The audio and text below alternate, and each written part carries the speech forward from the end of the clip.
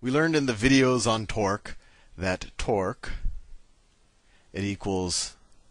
Let me actually draw a picture so you remember what we're talking about with torque. So let's say, so that's the arm. Let's say right here is kind of what its pivot is. That's its pivot. And let's say that I'm putting a force. Let's say I'm putting a force right there, and it's perpendicular to this arm. And let's say the length of this arm is r, and that this force is, well, let's say that this force is F. So we know that the torque is this force times the distance, right? Torque is force times the distance. And then we also know that what is force? Well, that is equal to mass times acceleration times distance. So torque is equal to mass times acceleration times distance. And then so what is acceleration? Well, that's equal to mass times change in velocity over change in time times distance. Right? So that we learned all that from our torque chapter, and you might want to review it just to get an intuition of what torque is good for. But in general, if something isn't spinning, you apply torque and you'll get it spinning. Or if something is spinning already, if you apply torque in the direction that it's spinning, it'll spin faster. Or if you go in the opposite direction, it'll spin slower.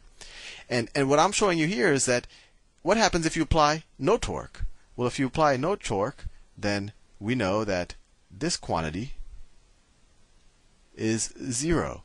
Or another way to think about it, actually, why did I write D? This is, well, it couldn't be D, but I shouldn't have called this R. This should be D. So if this is 0, if we're applying no torque, right, what do we know? We know that the change in velocity over change in time times this distance won't change, that this quantity is 0.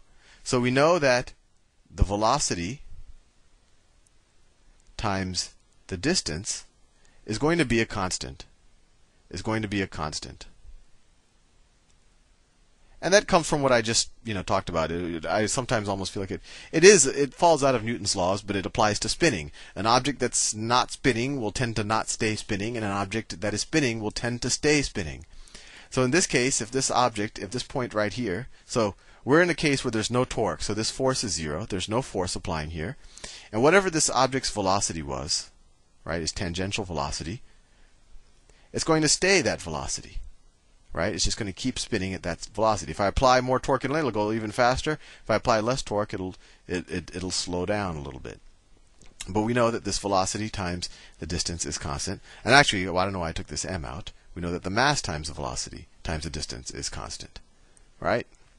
So what does that tell us? Well, we learned in the angular velocity video. My mind's a little slow today.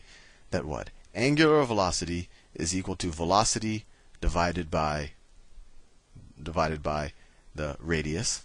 And in this case, the radius is this distance. So we could also write it as velocity over distance. And when I talk about radius, it's just the radius of the circle that you're kind of spinning around in, right? This could be the circle up here. So this d, that's the same thing as the radius. I'm just switching letters to confuse you. But let's see if we can write something, if we can change this expression to include angular velocity. And you'll see where I'm going in a second. So let's solve for v. So let's multiply both sides of this times d. So you get dw is equal to v. Right? I just took this d, put it on this side. So let's write that here.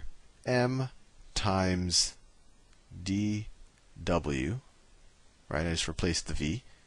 Times d is equal to a constant, assuming that we have no net torque on the system. And so what does that get us? Well, that gets us m times the angular velocity times d squared is equal to a constant. So what does this tell us? This tells us the mass of an object spinning. So let me rewrite this because I think so what we know is that the mass of an object spinning times how fast it is spinning times the distance to the center of its rotation, and actually I'm going to change that d to an r. I don't know why I even used d to begin with. Times that squared, that's going to be equal to a constant. assuming no net force, no net torque. And another way of looking at that, if we just wanted to go to angular velocity from the get-go, we could have said torque is equal to mass times change in velocity times change in time times the radius to the center of where you're rotating around. And change in velocity is just the same thing as mass times change in angular velocity times r, change in time, and then there's another r, that's this r, right? Because velocity is angular velocity times r, and we're assuming r doesn't change. So any change in velocity is just going to be a change in the angular velocity. And then we would get the same thing that we just got here. If we have no net torque, we're going to have no change in angular velocity, so angular velocity will be a constant. So you'll get mass times angular velocity times, and then you have this r and this r, times r squared is going to be equal to constant. Where am I going with all of this? Well, let's think about something. Let's say that I have some object traveling in a circle. I do everything for a reason, and you'll see my reason right now. Let's say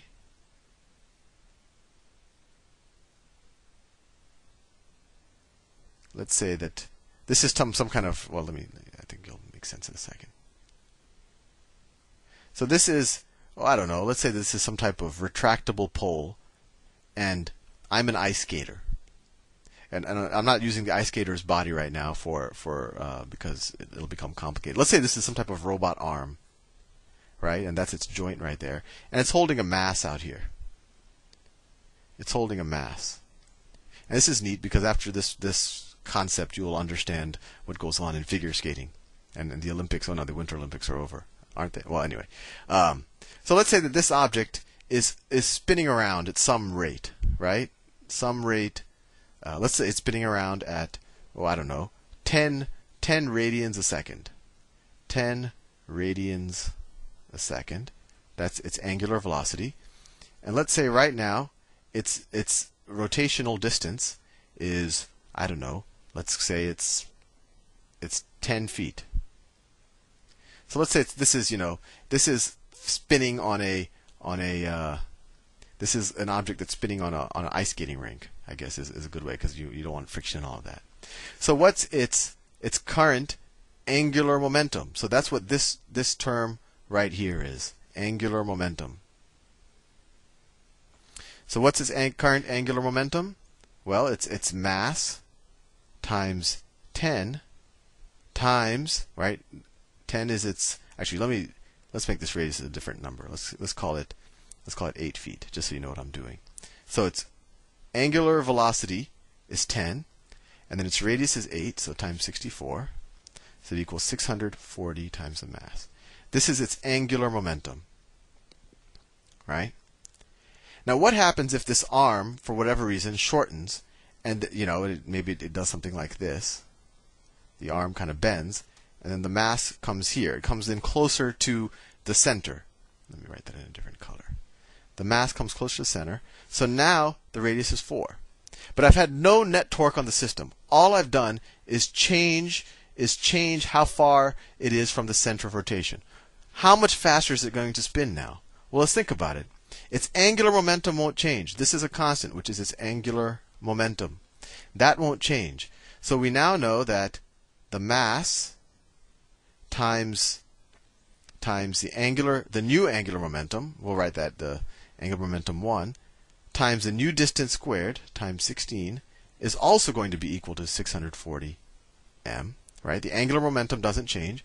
Let's cross out m from both sides, and then divide both sides by 16. We now have that W1 is equal to, 16 goes into 640. So what happened? Originally, I was going around at 10 radians per second. When I halved the radius, when I got half as close to the center of my rotation, I'm actually spinning around 4 times as much. And that's because this term is a quadratic term. And this makes you probably have observed this behavior before when you see the ice skater skating around and they're spinning with their arms wide open, and then they pull their arms in and they go a lot faster. And that's because their angular velocity, or the rate at which they're spinning, is proportional to the square of of the radius around their axis of rotation. Anyway, I hope I didn't confuse you, and I'll do some more problems with this in the future. But I've just run out of time. See you soon.